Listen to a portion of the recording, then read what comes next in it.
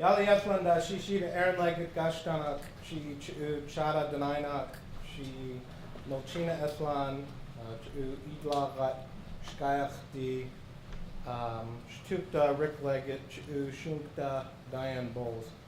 I said in my language, the Denaina Athabaskan of Upper Cook Inlet, hello everybody. My English name is Aaron Leggett. My Denaina name is Chara, or Old Man. I'm Nolchina, Clan of the Sky People. I come from the village by the two hills, or Aklutna, and my father's Rick Leggett, my mother's Diane Bowles. And I'm really happy to be here this morning to talk to you a little bit. As Greg mentioned, I had the wonderful opportunity to work as an assistant historian at CIRI. And I assume everybody read the chapter, but as sort of a recap, when I was 19 years old, I started working at what I thought was going to be a summer job at the Alaska Native Heritage Center. I was hired as a summer host. And I'd had a background in tourism prior to that. So I thought, well, okay, I'll be there and I'll read the motor coaches and introduce the dance groups and the films and things. But the first week I was there, they said, well, you're going to go outside to the Athabaskan village site. And that freaked me out because, you know, my village is the only village within the municipality of Anchorage. We didn't grow up, you know, in rural Alaska, so to speak. So I didn't think that anybody would be really interested in what I had to say, not having that perspective. But I realized that I did have a unique perspective. It just took me a while to figure that out, and that is the fact that our village is surrounded by 300,000 people. And so when I was a kid, I would say I was Denaina and nobody knew what I was talking about. And when I started working at the Alaska Native Heritage Center and I said I was Denaina and other Native people didn't know who the Denaina were, I thought, oh my God, we have a problem. And it's one thing if a guy moves in, works on the oil fields, or he's in the military, doesn't know who the local Native tribe is. But when other Alaska Natives who generally tuned into these sorts of things don't know who the people are, then that's a big deal. So while I was at the Heritage Center, I had the opportunity to meet A.J. McClanahan. And I had, when I started working at the Heritage Center, I asked my mom, who at the time and currently still serves on the board of directors of Cook and the Tribal Council, Mom, what's the one thing that you really think I should learn about and focus on if I want to pursue this? And she said, Aaron, you should know ANCSA. And she didn't have the answers of how I was going to do that necessarily, but she said, that's what you should do. And so when I started looking at the resources that were available, there was another book that AJ had put together, and it's called Growing Up Native in Alaska. And it was done about year 2000. And what it was at that time, it was kind of the younger generation of ANCSA, mostly shareholders. There were a few descendants in there, but we'll say people born in and around the time of land claims. And I remember one chapter in particular in that book that really struck a chord with me, and that was by Jason Matrokin. Because I could see a lot of myself in Jason, because Jason grew up in Anchorage. Jason went to service, I went to service, and Jason didn't know a whole lot. But at the same time, he was willing to learn, and as we know now, he's the CEO of Bristol Bay Native Corporation. But it's also in Jason's chapter that he talks about something that I found very interesting, and this will be one of the themes that I'll be talking about today. And that is that Jason was born after 1971, December 18th, 1971. I think he was born in 1973, if I'm not mistaken. And at the time of the book's writing, Jason's father, Dennis, was the CEO for Coney Egg. But Jason talks about, yeah, my dad's the CEO of Coney Egg, but I'm not a Coney Egg shareholder. I'm a Bristol Bay shareholder because Jason's grandfather was from the Bristol Bay region and decided to enroll in Bristol Bay. And when he passed away, he gave all his shares, not to Dennis, but to Jason. So that one decision there, I contend, completely is going to shape Bristol Bay's destiny in a way that it could have perhaps been Coniac's. Not to say that Jason couldn't be involved with Coniac, but I think he's pretty happy with Bristol Bay. So it goes to show the power of gifting of shares. But so I met AJ, and I was a big fan of her work at CIRI. Every month she used to do a column in the CIRI newsletter, and every other week there was a piece in the Anchorage Daily News called A Look Back in History, a history scrapbook. So I read all these things, so I knew who she was. And at the time, AJ had an assistant, and her name was Hallie Bissett. Hallie's now on the board of CIRI and is a good friend of mine, and I've told Hallie this, but I thought, how do I get Hallie's job? That's what I want. I want to do what Hallie's doing. Well, fortunately for me, Hallie decided to go out of state that year for college, and AJ was looking for an assistant. And so I had the fortunate opportunity about 6 months later to run into her. And at that point, I quit working at the Alaska Native Heritage Center just because of my school schedule. We couldn't work out. Basically, I needed somewhere between 15 to 20 hours worth of work, and they were willing to give me either 5 hours or about 32 hours. And for a brief moment, I considered working those 32 hours, but my mom was pretty adamant, and she said, Aaron, you don't want to do that. And here are the reasons why. You need to find a part-time job, because what's going to happen is you're going to work 32, but somebody's going to get sick or somebody's going to quit, and then all of a sudden you're up to 40, and now you got to make the decision, do I go to school or do I work? And the money's appealing, so no, just find something else. And I'll never forget that. So I was able to work for CIRI two half days, or 4 or 5 hours a day, and then all day on Fridays. And when I started working at CIRI, AJ basically said, I'm writing this book on the history of ANCSA. What I want it to be is a 200-page overview of the Alaska Native Claims Settlement Act. At that point, there was another book, and if you really want to know all the ins and outs, it's called Take My Land, Take My Life by Don Mitchell. And it's, I had had the book, and I tried reading some of it, but it was pretty in-depth, and it was his perspective on some of these things, which I don't always agree with all of his interpretations. So I had some familiarity with ANCSA when I started working at CIRI, but nowhere near the insights that I gained for those 3 years. And I was really fortunate that not only was AJ writing this book, but she was well connected and well liked by many of the people, some of whom have already talked with you. People like,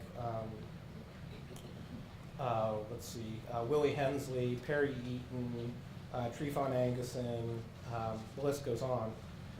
So through her, I was able to meet these people, and what struck me, and I'm sure it's been talked about before, is that when ANCSA was being formed, or from we'll say 66 to 71, most of the people that were involved with it, the ones that then kind of took on leadership roles, were younger than I am right now. I just turned 33. I would be considered old by those standards of the day. These people were anywhere between 22 to 28 maybe. There were a couple in their 30s, but again, you were like an old man if you were in your 30s. So I learned the history of how it came to be, and I'm sure you guys are realizing this, but it was a unique moment in time. There are just so many things that had to line up and that did, that getting it passed was probably remarkable.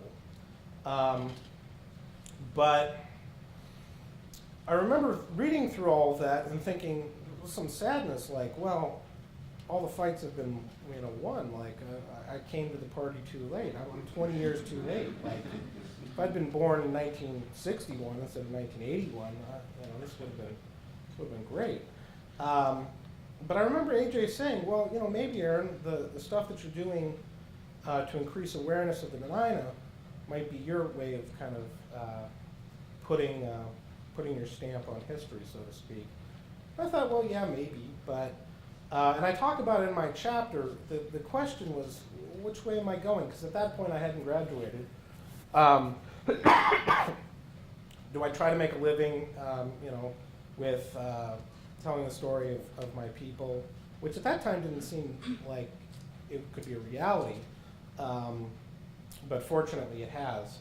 There were a number of things that lined up, and the ultimate culmination of that was probably the naming of the Dena'ina Civic and Convention Center, which opened up a lot of people's eyes to who the indigenous people of the area were. But, as I was sitting here thinking about my history, so to speak, and I'm not that old, but sometimes I can't believe how many years have went by, something did pop into my mind, and that was, a week or two from now, Syria will be having its annual friendship potlatch. They've had these since about 1989 or 1990, I believe. And it's a chance, outside of an annual meeting or a shareholder informational meeting, for people to gather from the Syria community and enjoy food and catch up, which I think is a great thing. But in 2003, right before I went to go work for Syria, or actually come back to work for Syria, I started in 2002, and then I worked from the winter of 2002 to 2003, and then I went back to the Heritage Center for one last summer just to get it out of my system, I guess, as a summer host at least. And I was in the process of coming back to Syria. Well, so at that time I was 22 years old, and I went to the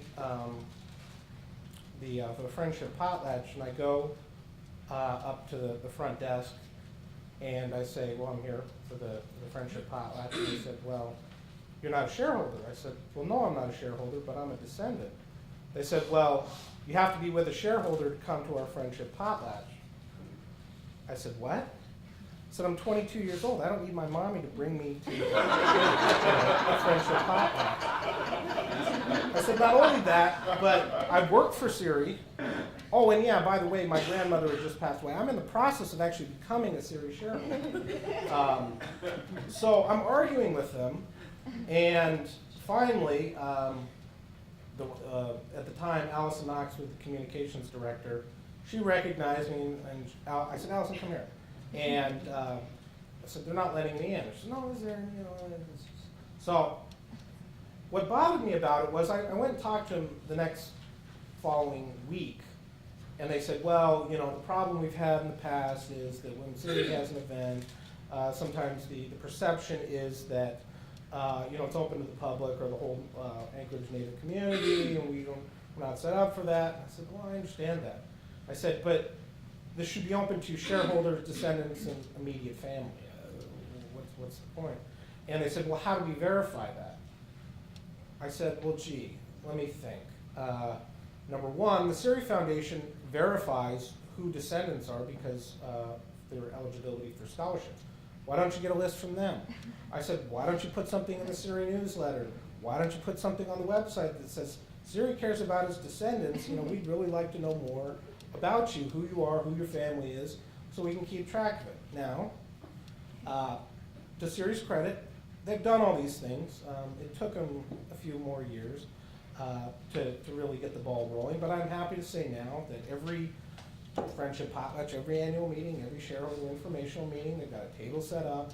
Who are your descendants? Who are your family? So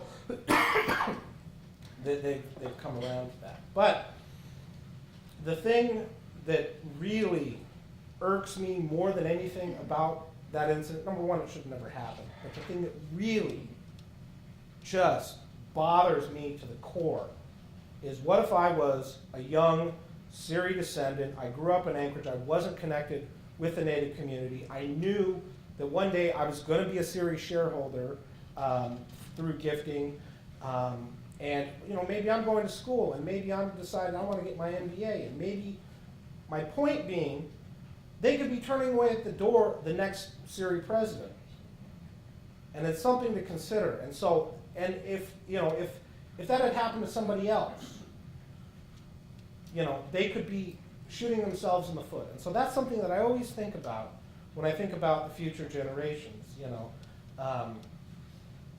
that, it's not about who's in charge at any one point. It's about thinking to the future and building your corporation and recognizing talent and being inclusive whenever possible.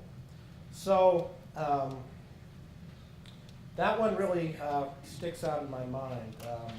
But again, I'm not pointing fingers about any of the current administration. And they've made leaps and bounds. But it's just funny how little things like that can crop up. And so, so having felt that sort of thing, in a way, having felt discrimination as a descendant or an afterborn, it's another name for us. I don't make this up. I mean, we were called afterborns. I know it's kind of, and I like using that term because it kind of throws people off. Sometimes I've heard new natives, but I like afterborn. So, any shareholder born after December 18th, 1971, we're that cohort. Let's see. So it really got me thinking about what is the future for our corporations. Another thing is that becoming a shareholder, you do have a set of roles and responsibilities, and I would, it's like being a U.S. citizen. You have to exercise your right to vote. I read every Syria newsletter. I went back and read many of the early Syria newsletters, and it's very interesting to see the evolution over time and capturing it at different moments. And I do have to say that Syria has done a good job, mostly through the work of A.J. McClanahan, to capture the history. Another book, well, it's a smaller book, but another book that I would recommend that captured another moment in time is called Reflections on the Native Experience. It was edited by A.J. McClanahan, and for a number of years, the then Syria president, this is in the late 70s, mid 80s, Rai Hundorf used to write a piece, I think it was in the Anchorage Times, and she compiled some of the more interesting ones into a book. And what you see in there is Roy's working through the processes and debates that are going on at that time. We talk about 1971 and the passage of ANCSA, but to me, ANCSA really wasn't resolved until 1987, some 16 years later, and that has to do with what are called the 1991 amendments. Originally, as ANCSA was constructed, it was a 20-year clause, or some people have described it as a 20-year time bomb, and I actually think it was a time bomb, that if this social experiment didn't work, that shareholders would have had the ability to sell their stock and it would have went on the open market. Now, the corporations would have been able to buy it back, but the biggest concern was that eventually Alaska Natives would no longer control their corporations. And ultimately, it's not about, and this is probably something that others have talked about, it's not about the money. To me, I've always said that. It's not about the money, it's about the land. That's the thing, that's the difference that we have to contend with. A corporation like Doyon, with 14.1 million acres of land, the largest private landholder in the United States of America. The thought of the Koch brothers owning that land is a very scary proposition in my mind. Fortunately, after many years of back and forth fighting, I don't want to say fighting, but aggressive negotiations and disagreements, those were resolved. Also, before that, the section 7I and 7J. How much have people talked much about? Okay, I mean a lot or a little? Okay. All right, so you guys understand the concept. I mean that's really that sharing provision of ANCSA is quite remarkable, because what I would contend that, again, even if all the corporations were to go bankrupt, well, not all of them, I take that back. Even if a corporation was to go bankrupt tomorrow, and even if they were to sell off every piece of their land, those corporations will still have value because of 7I. That they know they'll have an income coming in, at least enough to have a phone line, file your taxes, have an answering machine, and do your reporting. My wife's corporation, for example, for a number of years has had 0 investments, but they get a couple $100,000 every year through the sharing provision. So, of course, they made the mistake of just giving dividends out of that, which kind of boggles my mind. But, they're not doing that anymore, at least. So, when you think about $962 million, it sounds like a lot of money, but when you think about the fact that it was paid over a number of years, and the idea that Alaska Natives got rich off of ANCSA, kind of a misnomer. The lawyers got rich off of ANCSA because there was so much negotiation back and forth between 7I and the 1991 amendments. I mean, there were all these things that had to be done. But it's been a fascinating bit of history to watch over the years, the different tactics that corporations have taken, the ups and downs. 1 year one's up, 1 year another one's up. And I do think that, you look at Alaska Business Monthly, and the top 49, and who's on top? Is it ASRC, or is it Chugach, or is it whoever? But those numbers don't really mean a lot. You should be looking at your shareholder equity. What's the value of your corporation? And that's the thing that's always impressed me about SERI, is that they run a very tight ship in a sense. I remember one year, this was probably about 10 years ago, ASRC had $1 billion in revenue, and they had $10 million of income. So that's like 0.01%. When you compared to, like, I think SERI at the time had, we'll say, $100 million of revenue and had 25 million in profit. So those are the numbers. It's not just about revenue. It really is about the income and the shareholder equity, because those are what really are the most important things. But again, it's also about the land, I would say. Anybody have any questions thus far?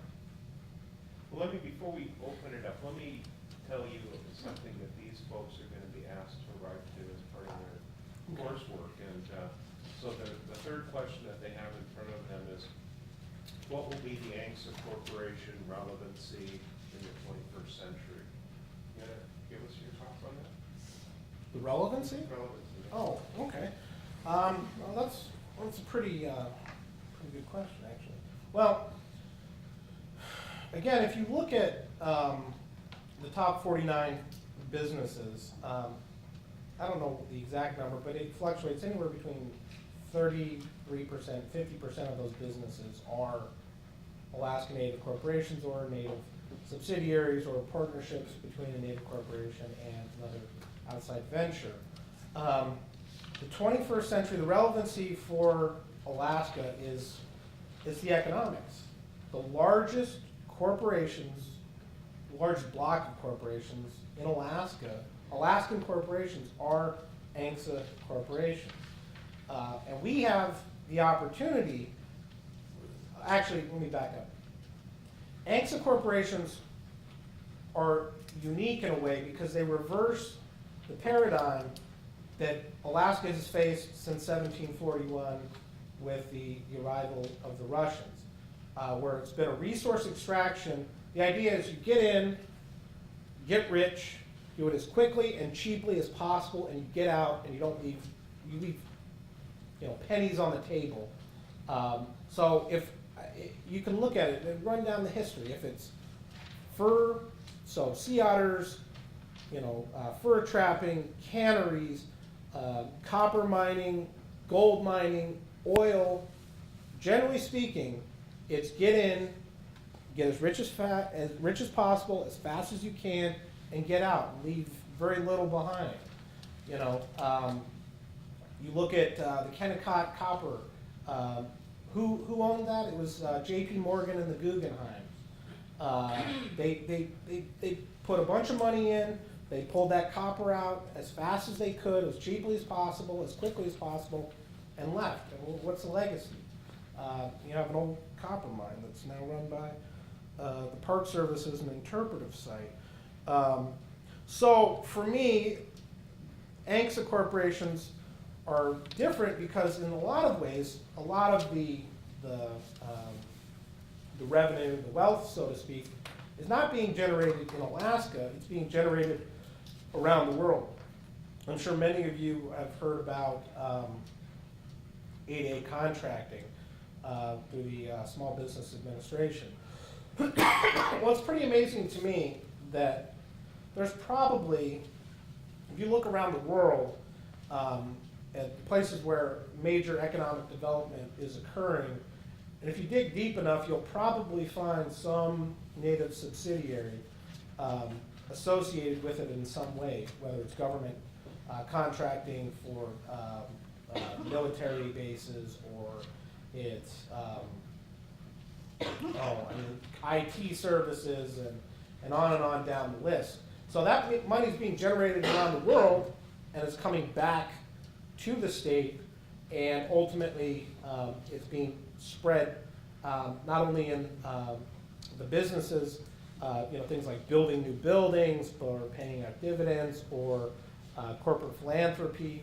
So to me, the ANCSA corporations will continue to be an integral part of, hopefully, the state of Alaska's economic future. And my hope is that we can move beyond just get in, get rich as fast as possible, and get out.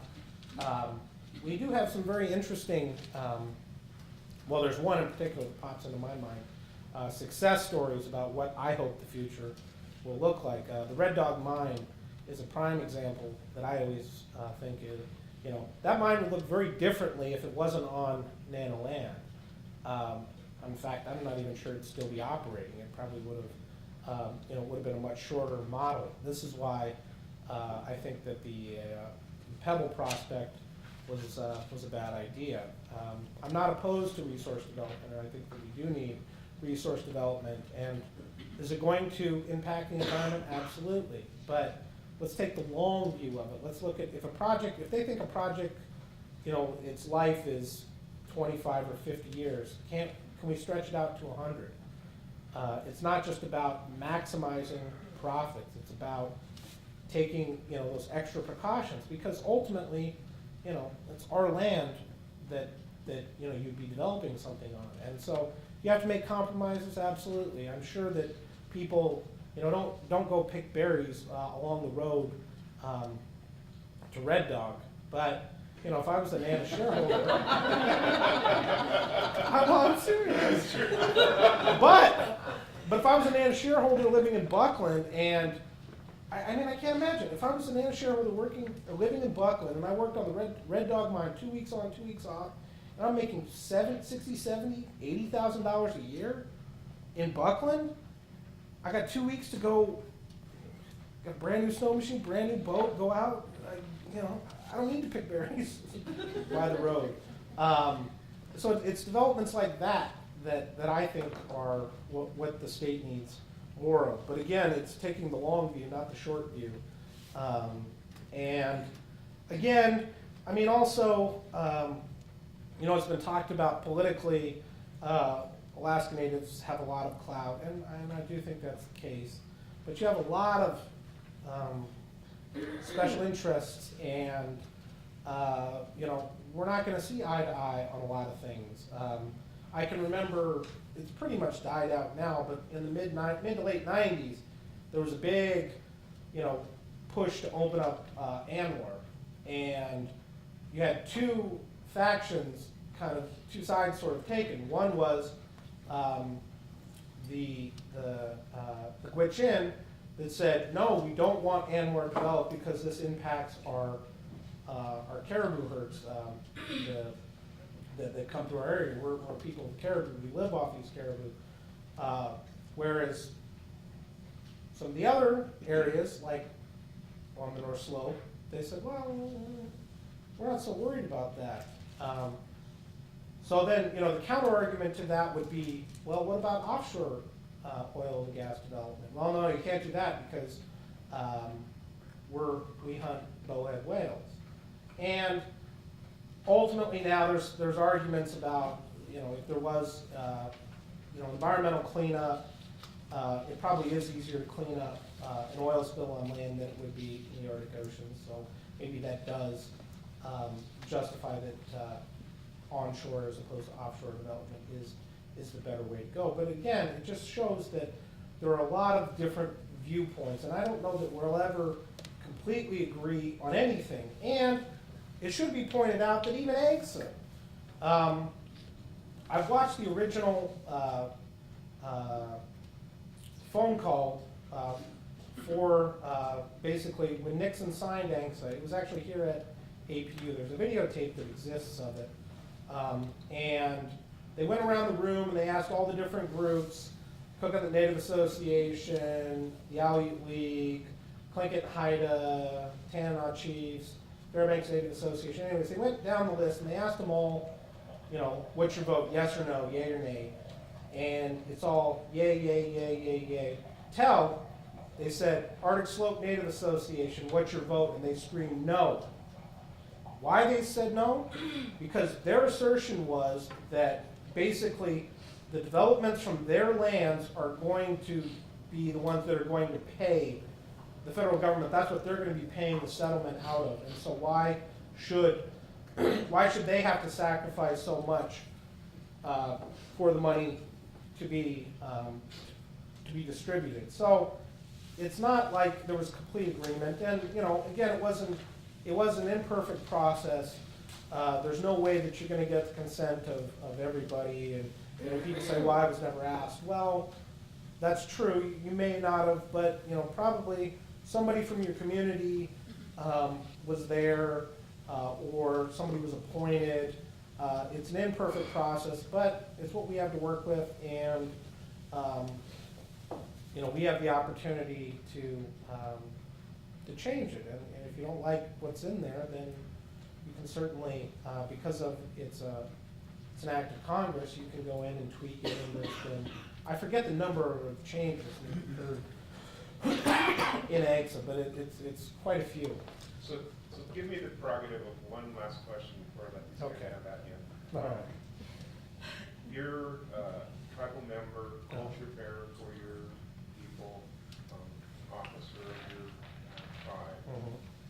What do you see the role of tribes in the 21st century, Dave?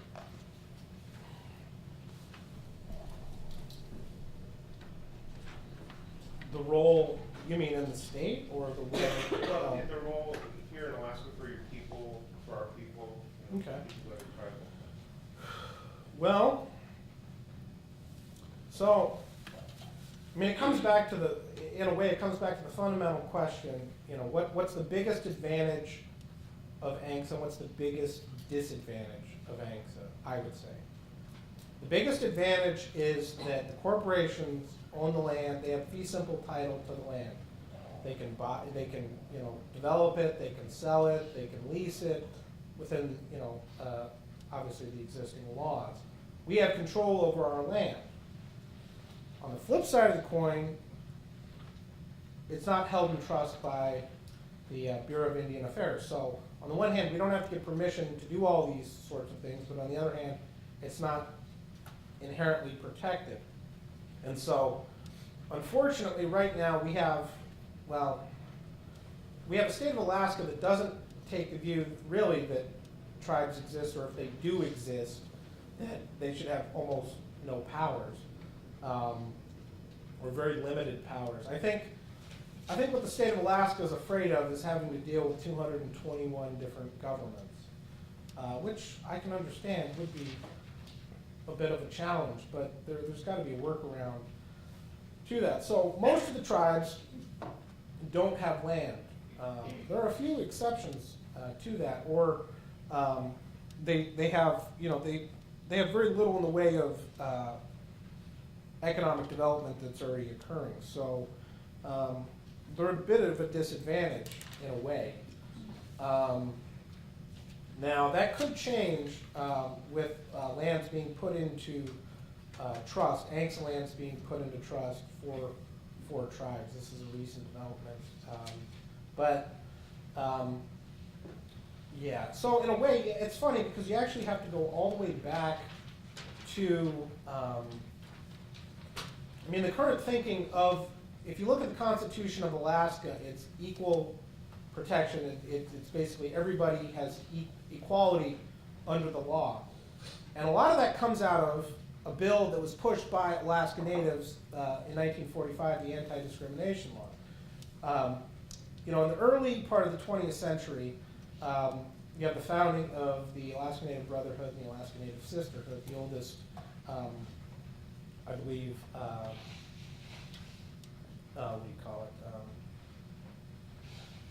Anyways, the oldest organization of its type.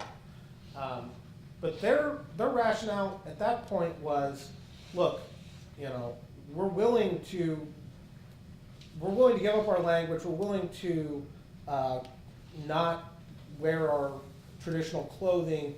We're willing to follow your laws. We just want to be treated as citizens, and we want the right to vote.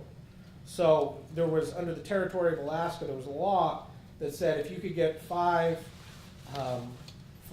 whites, basically 5 whites or 5 outsiders, 5 non-natives, to attest that you had abandoned your, in a way, basically, that you'd become civilized, basically, that you could read and write, and that you no longer, that you renounced your tribal customs, then you could become a citizen and you'd have the right to vote. I mean, looking back on it, you think, you know, God, what were they giving up? But I don't know that I would have disagreed with them if I'd been in their shoes at that point. But anyways, so starting in the teens, 20s, there was a push to get voting for Alaska Natives, which finally occurred, I believe, in 1924, 25. And some of the early pioneers of land claims movement, people like William Paul, and then we all know Elizabeth Peratrovich and Roy Peratrovich. Anyways, the anti-discrimination law was passed, and basically in there it says that you know, the resources of Alaska are, well, that doesn't say the resources, but this is the interpretation of the Constitution of the state, that the resources of Alaska shall be managed for the benefit of all, that basically there's no native preference.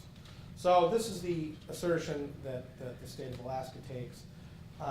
So the role of tribes, well, I think if the tribes can get land put into trust and can start, and if the state of Alaska ever recognizes truly the tribal authorities, then I think that there's a chance for further development. If that doesn't occur, then I think we'll continue to do the things that tribes do, that they qualify for, you know, like HUD funding or tribal operations.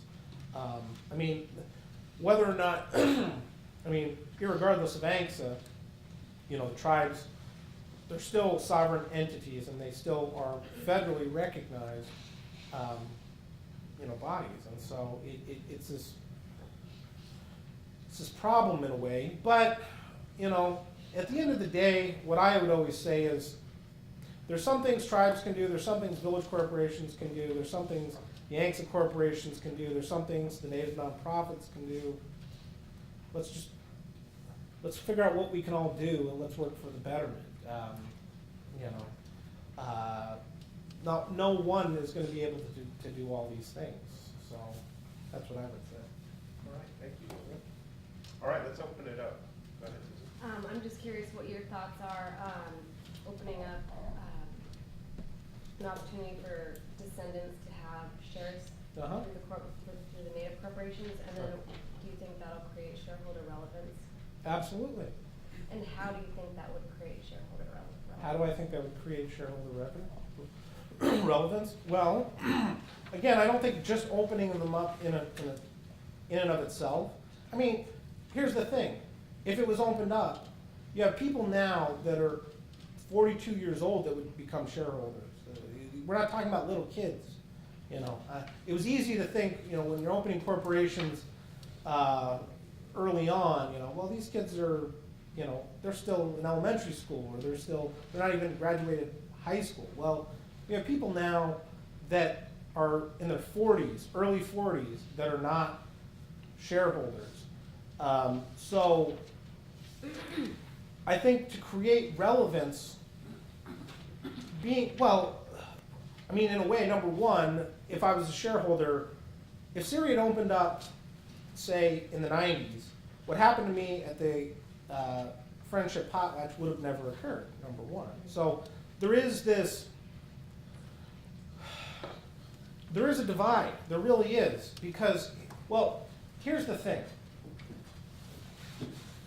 As brilliant as I could be on any one thing, hypothetically, there's still you're a descendant, you know, it creates two classes, you know, because if I go to, I'm just going to use, hypothetically, Sophie Minnick. If I went to Sophie Minnick, even if I was a descendant and said, well, here's the things that I think you should do, or you should look into these things, they don't really have to listen to me, because I'm only a descendant. I don't vote. So, you know, it's like being a citizen and not voting. Now, I'm not saying that just instantly becoming a shareholder makes you relevant, but it does create a sense of inclusion. It does give you, you know, there's something to be said, you know, every time I open up the mailbox and I pull out my Siri newsletter and I see my name across there, that does make me feel good. It makes me feel part of it. And I know what it felt like, you know, from the time that, before I had that, you know. It was really interesting. I was working at Siri when I became a Siri shareholder, and I worked at Siri when I was a Siri descendant. So it's really powerful to be sitting at my desk and get this email saying, "Hey, Aaron, come downstairs and get your stock certificate." I mean, that really did mean something to me. Now, maybe it's unique, and maybe most people don't feel that way, but I really do think that it does create a sense of inclusion. And again, as I talked about at the beginning, you know, how many people are not feeling like they're a part of it and are going to go off and, you know, that's why I brought up Jason the Trocan as an example. You know, if Jason's grandfather had not given those shares to Jason, Jason would not be the president of Bristol Bay Native Corporation right now. It's as simple as that. I completely agree. I inherited my shares of Siri stock when I was in my 40s, and you know, I had a whole career that was completely my own deal. But I got interested in the company when I became a shareholder, and I saw some opportunity there that I wasn't able to access before that time, and you know, that's a huge motivating factor for me to be doing what I'm doing. Well, yeah, and also, well, even right now, you know, our president, Sophie Minnick's another example of that. She's not an original Siri shareholder. She inherited shares. So, you know, and the list goes, you know, on and on. So, yeah. Same thing, my mom just asked me like a month ago, she said, well, she was gifted the Doyon shares. So she said, do you want Doyon shares or Manchester shares? I'm not gonna split them. So I'm the oldest, and so I was like, I don't know what I wanna do, but, you know, my heart's mom is Dorian, and Shalista, so I'm gonna ask my mom for her Dorian shares, and then for my dad to not split his and give me one too. But it's a hard question I never thought about, because I'm not familiar with Dorian. Well, just look at the financials and dividends.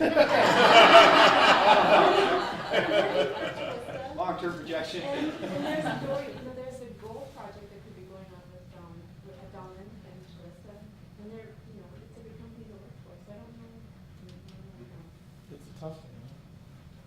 So can you share how you view the difference between your tribal enrollment versus your shareholder enrollment? Sure. Do you look at them differently and why or how? Yeah, I do, actually. Okay, so here's the thing. Now, it doesn't occur.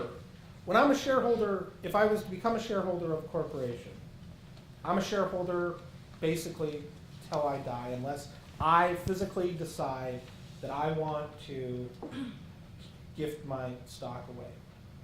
Tribal enrollment, a little different. This doesn't happen, but theoretically, if I really did something to really anger my my tribe, I could be disenrolled. They do have the power to do that.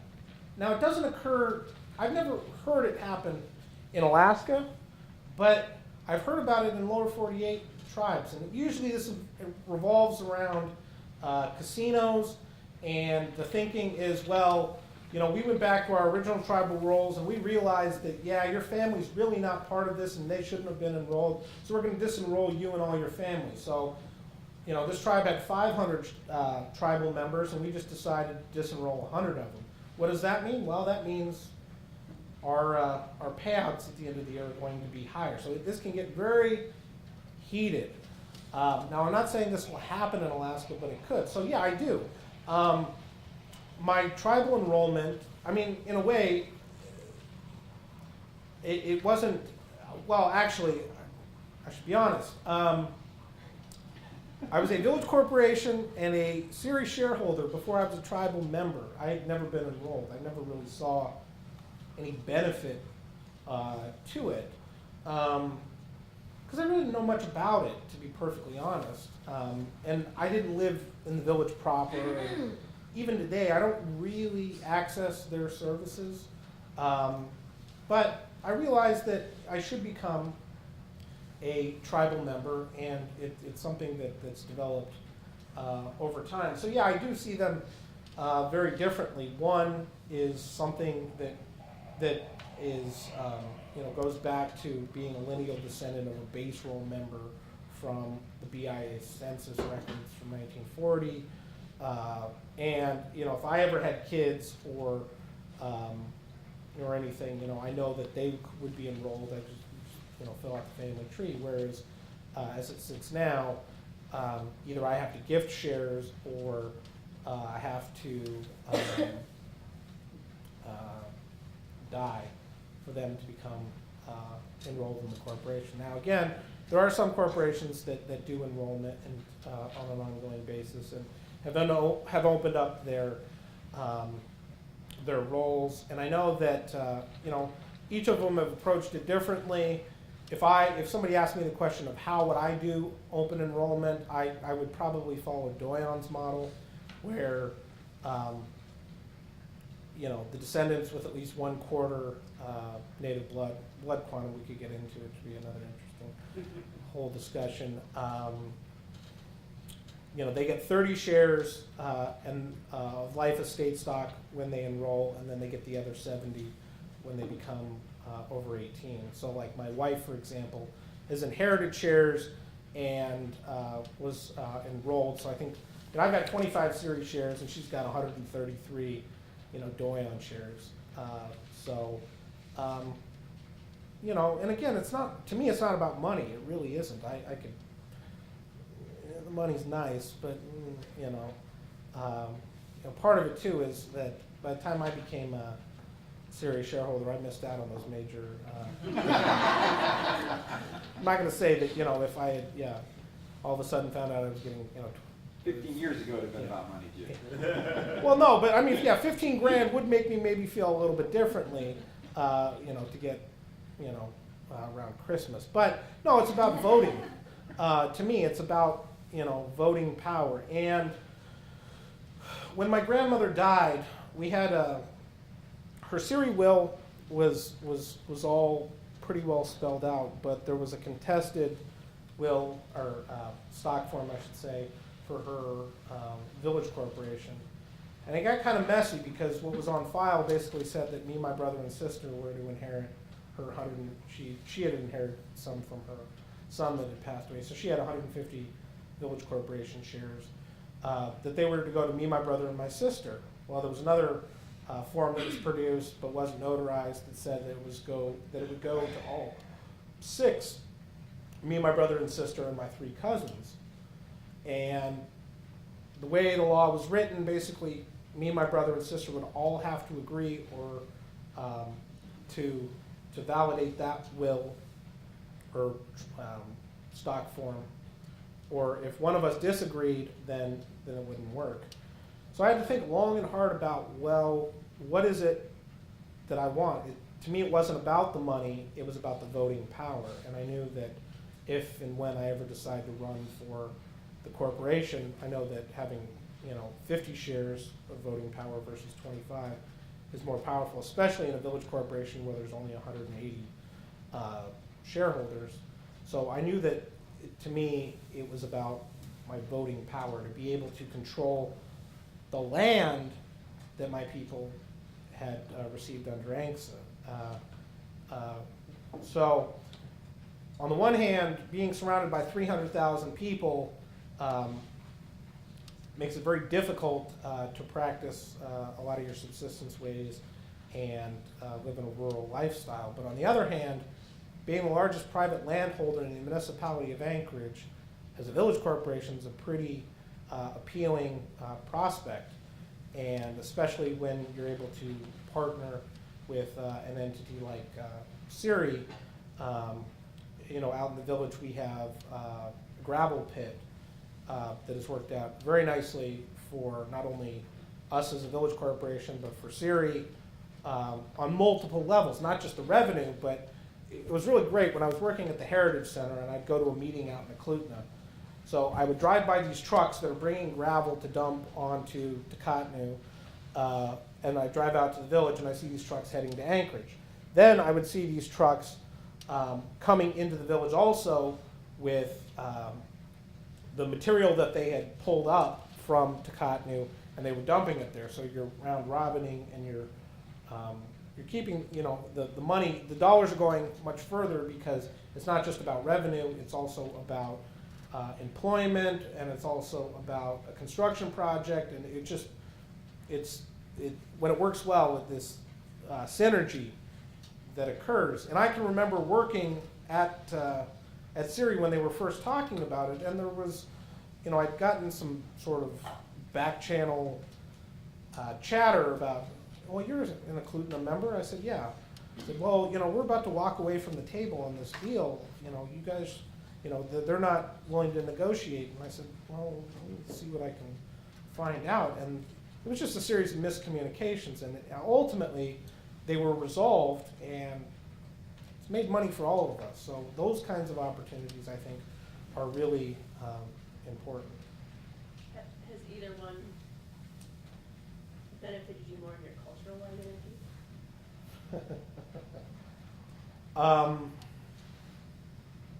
Well, it depends. Depends on what you mean by cultural identity. If it's an identity as an Alaska Native who understands ANCSA and is sort of part of a larger, broader Native community, then yeah, it would be Siri. But on a personal level, as an identity as a Dena'ina, it's the village corporation. I mean, Siri is kind of unique in that it's a melting pot of different Alaska Native cultures. This is one thing that when I was at Siri, that I kind of helped, I want to say, slightly tweak. When it was like, well, Siri represents all the Native cultures of Alaska, so we're sort of like the UN of natives. So we can't focus on any one particular culture. I said, well, if it wasn't for the villages, Siri wouldn't have a land claim to go on. So I get that, but recognizing your villages and acknowledging that your Denina do make up a significant portion of your corporation is important. It's kind of, I sort of lament about this sometimes, but for my people, the Denina, when ANCSA hit, we got split up between 3 different corporations. So the Cook Inlet villages became part of Siri. The Lake Clark and Iliamna Denina got enrolled into Bristol Bay, and somehow, and this is a good story, and this just shows how these things were decided, Lime Village on the upper Stony River and Sleet Mute and Stony River all got enrolled into Chalista. So you have about 3. Well, Lime Village is definitely Denina. Stony River is kind of a mix, and Sleet Mute's a bit of a mix too. And so we became the minority in all 3 corporations. Now, in Siri at least, we're the majority minority. So we've made great strides in being able to into getting some recognition, and I do have to say that a lot has changed since I first started working at Siri, and I'm very proud to say that Siri was a big supporter of Denina Huchulyashi. They gave a significant amount of money to the museum. And also this year for the Siri calendar, I've worked on the Siri calendars for the last 10 years, providing different content. They decided they wanted to do a Denina calendar, which I thought was great, so we used objects from the exhibition. And they also wanted to do a film, which is on it's on YouTube, I know, and I think it's on the Siri website as well, where I kind of do a walking tour of the exhibition. So it's gotten better over the years, there's no doubt about it, but I have heard at different points that we're focusing too much on the Denina here and there over the years from the upper realms. I don't think that's so much of an issue now, but maybe in the more recent past. So no, I just, again, it's like, when you get involved in these sorts of things, you wear a lot of different hats. So at different times I have different senses of pride,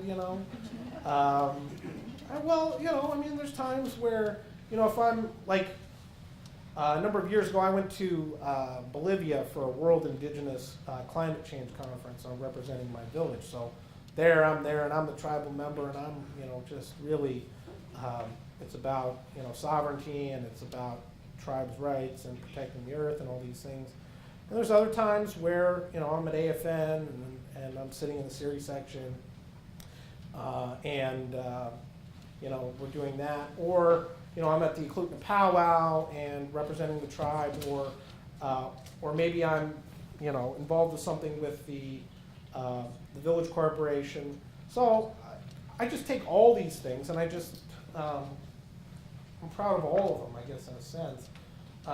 It's taken me a number of years to kind of figure out, okay, what things can be done, what things can't be done. And I should also point out, actually, too, that not only have I had the support of Siri, but especially I've had the support of the Cook and the Tribal Council. And the work that I do could not exist if it was not for the support of Cook and the Tribal Council. I've been very fortunate that they have taken an interest in the work that I do and have provided a portion of my salary for many years now. And so, and it's really a credit to the board of directors of the Cook and the Tribal Council and their the CEO, Gloria O'Neill, who I've known for many years, who really believes in, finding somebody with a passion and a spark and helping to kind of build that. So she has been an enthusiastic supporter of mine and the work that I do So I've been really fortunate with that. Other questions? Okay, I have probably one more. For me, I really resonated with your chapter in the book.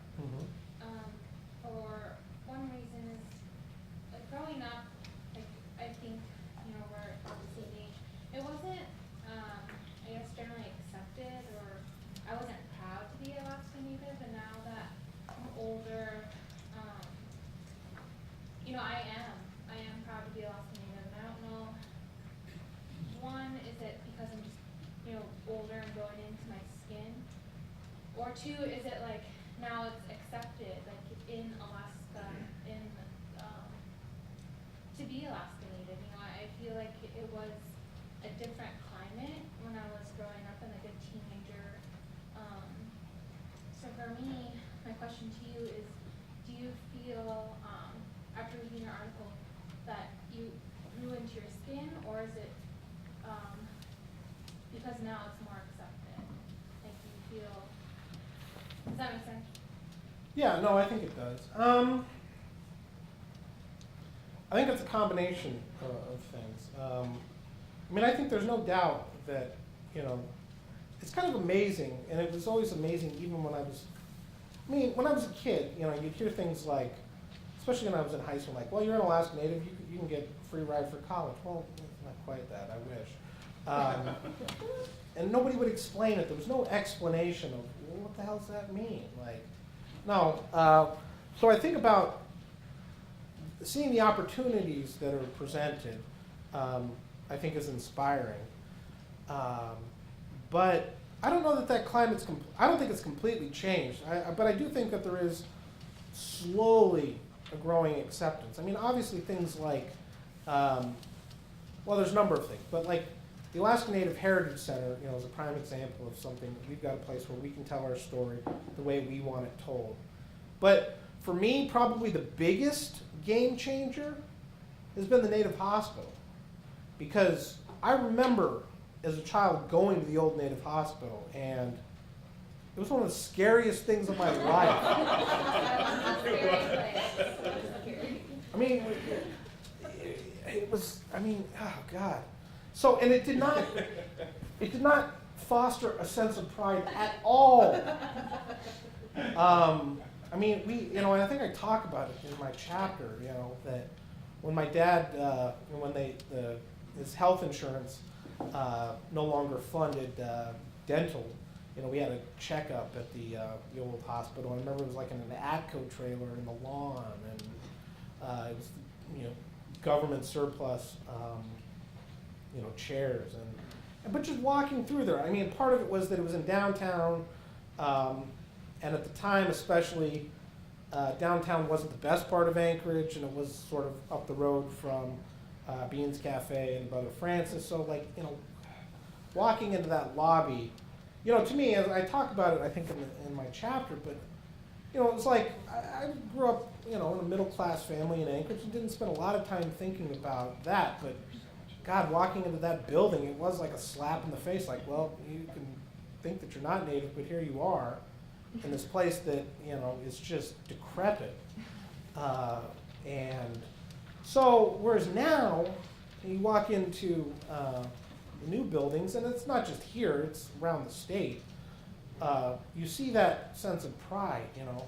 Now, I will say that, you know, at the old hospital, I never had trouble getting an appointment, and now it can get rather difficult 6 weeks out. God forbid you miss your appointment. But So look there's at trade-offs there. The but- comments on like Anchorage Daily News and Alaska Dispatch when it comes to like Native rights, some of them are so disheartening Oh, yeah, and racist. absolutely. Yeah. I mean, the other thing is we have Alaska has a very large transient population of people that, again, you know, that economic model, and I've heard it all my life, you know, well, you know, God, I can't wait to retire, move to Maui. Well, why don't you just move to Maui now? Like, you know, if you don't want to be here, don't be here, you know. I get really tired of that sort of, you know, idea that, you know, or, oh God, I live in Alaska for the summers. Well, so you live here you enjoy 3 months out of the year? I mean, I enjoy it all of the year. I mean, is it a pain sometimes? Sure. But, it's about embracing the place that we live in. And so, I think it's getting better. I mean, so, yeah, you have, like, when I was in high school, there was no after school that I knew of. The Heritage Center is a very successful after school program. You see dancing. So I think it's occurring maybe younger and younger. These sorts of things. And driving by all the new buildings, I think is nice. But again, I think making those connections, to say, well, hey, look at, what our corporation's doing. So, I think it starts, I think the earlier that you can make, the younger generations aware of their corporations, I think is good. But also, at some point, I think it has to move beyond that into how can you make them a part of the corporations, even if they're not shareholders, and make them feel welcome, I think is a big thing. Or the tribes, or the village corporations as well. So, yeah, There's still plenty of work to do. definitely. All right, we want to stay on track today, so thank you very much.